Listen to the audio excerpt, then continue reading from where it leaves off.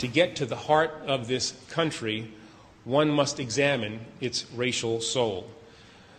Though this nation has proudly thought of itself as an ethnic melting pot, in things racial, we have always been, and we, I believe, continue to be, in too many ways, essentially a nation of cowards. I'm sure I don't need to tell you that there has been something of a firestorm ignited by what the Attorney General said. What did you make of his comments, Manning? You know, it's sad that there was a firestorm because Dowd was wrong, and Holder should be congratulated for trying to force Americans to be honest about our divided racial past.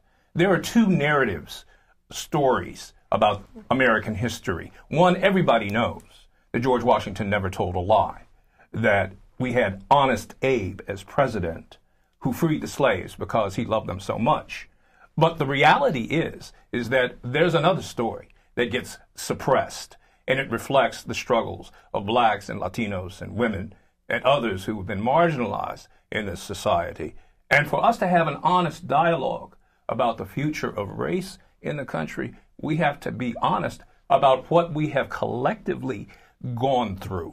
If anything, I think Holder points the way toward candor and discussion, but the weakness of what he had to say is that he doesn't talk about institutional or structural racism. Well, let me come. Yeah, I think he's absolutely right. I think we have a disparity in health that has continued between Euro-Americans and people of African descent. We have a disparity in rates of poverty, and we certainly are very residentially segregated, disparity in education. But I have to disagree with the panelists. I think that Eric Holder was actually getting to the issue of structural racism.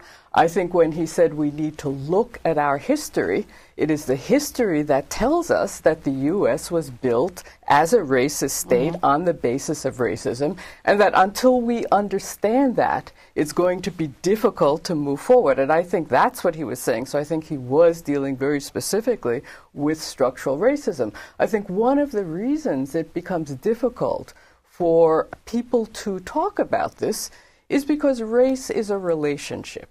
Race is not a thing. Race is not a difference. Race is the meaning that you give difference. And so it is a relationship between people who are disadvantaged and people who are advantaged. And if you talk about the disadvantage, then you have to talk about what is the advantage. And I think this is very difficult for people. Would you say...